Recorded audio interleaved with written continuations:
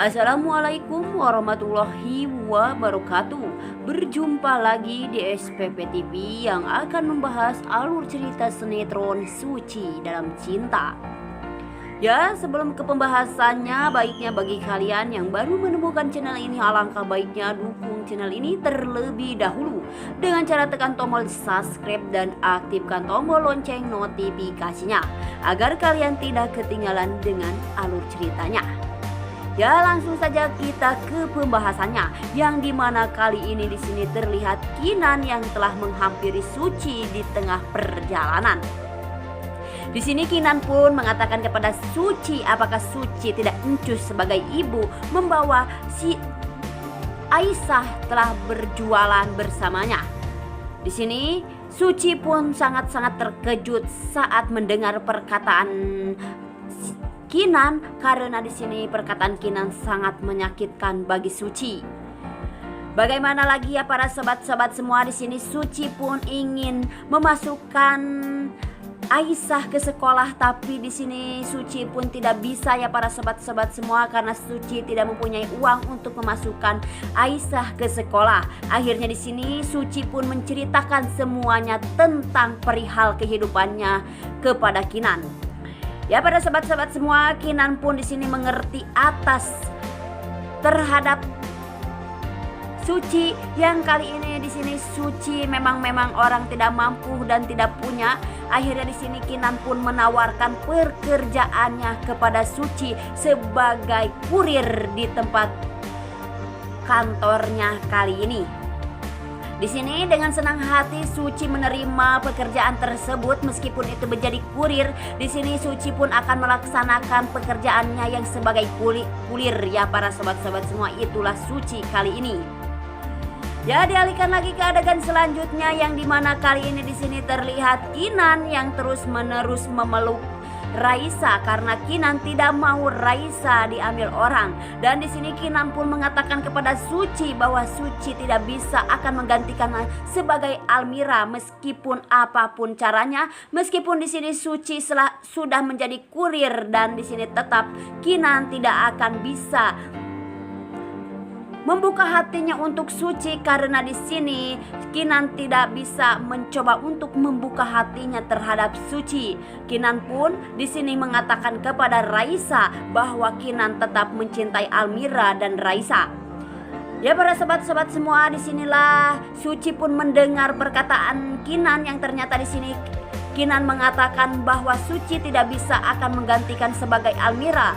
Dan di sini Suci pun dengan penuh kesedihan ya para sobat-sobat semua, karena di sini Suci pun harus menjaga amanatnya dari Almira, bahwa Suci pun harus menjaga Kinan dengan baik-baik. Tapi di sini bagaimana ya para sobat-sobat semua, Kinan tidak mau menerus kepada Suci, bahwa kali ini Kinan terasa jengkel ya para sobat-sobat semua kepada Suci kali ini. Ya, dialihkan lagi ke adegan selanjutnya, yang dimana kali ini di sini terlihat Rapa yang telah berbicara dengan si Suci. Di sini tak sengaja ya para sobat-sobat semua, Rapa dipertemukan dengan Suci dan Sila. Dan kali ini Sila pun kelihatan cemburu besar terhadap Rapa, bahwa Rapa terus-menerus melihat Suci.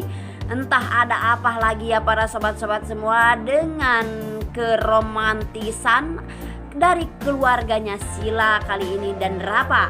Karena di sini kecemburuan Sila kali ini yang membuat rumah tangganya sebentar lagi akan berontakan ya para sobat-sobat semua, karena ulah Sila yang terus-menerus cemburu terhadap Suci. Dan di sini Suci pun mendengar ucapan Sila terhadap suaminya, dan Suci pun terdiam, tidak bisa berkata apapun ya para sobat-sobat semua atas Sila yang terus-menerus menuduh kepada Rapa bahwa ada hubungan spesial dengan si Suci kali ini. Ya, dialihkan lagi ke adegan selanjutnya, yang dimana kali ini di sini terlihat Suci dan Sila, dan katanya di sini Sila pun menegur si Suci bahwa Suci ada hubungan apa dengan si Rapa, sehingga di sini begitu dekat Suci dan Rapa kali ini. Dan di sini ya para sobat-sobat semua, Suci pun menjelaskan kepada Sila bahwa Suci tidak ada hubungan apapun dengan Rapa.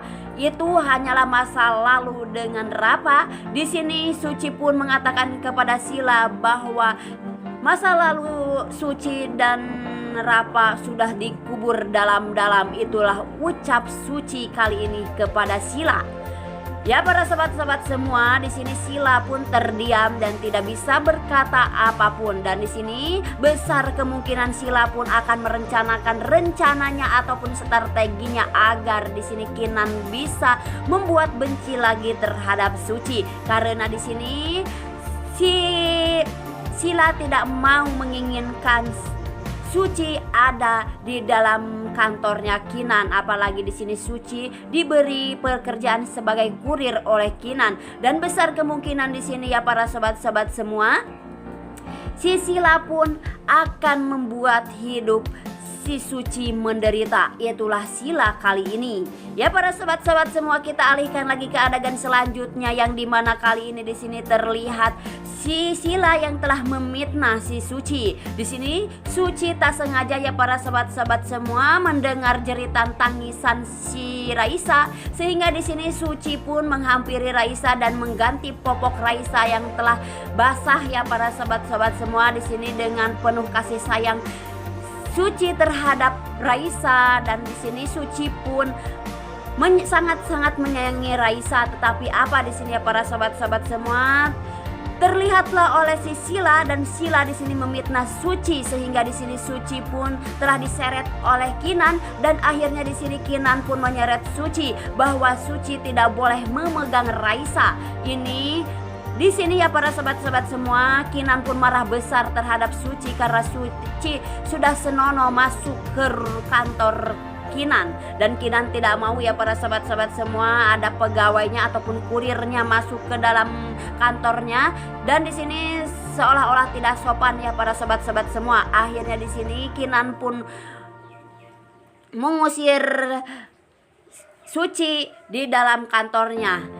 Itu hanyalah ulah si Sila ya para sobat-sobat semua. Di sini Sila pun tersenyum lebar-lebar, dan lihat aja di sini ya para sobat-sobat semua.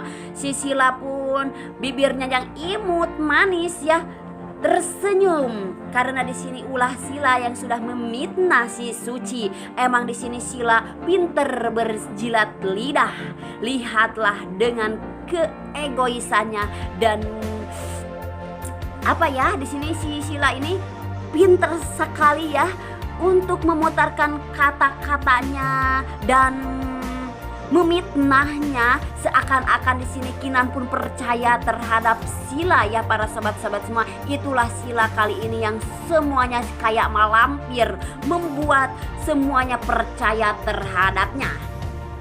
Ya, dialihkan lagi ke adegan selanjutnya yang dimana kali ini di sini terlihat Suci yang berada di rumah Kinan. Entah apa ya, di sini si Suci ada di rumah Kinan. Besar kemungkinan di sini mereka sedang main ya para sobat-sobat semua. Tetapi apa daya di sini ya para sobat-sobat semua, si Suci pun ditarik-tarik oleh si Yuyun yang matanya bolotot dan bibirnya monyong ini. Si Suci pun telah ditarik-tarik, entah kenapa ya para sobat-sobat semua. Mungkin saja di sini ya para sobat-sobat semua, si Yuyun mau mengusir si Suci yang telah ada di rumahnya Kinan kali ini. Dan tetapi di sini si Suci pun ingin melihat si Raisa sebentar saja.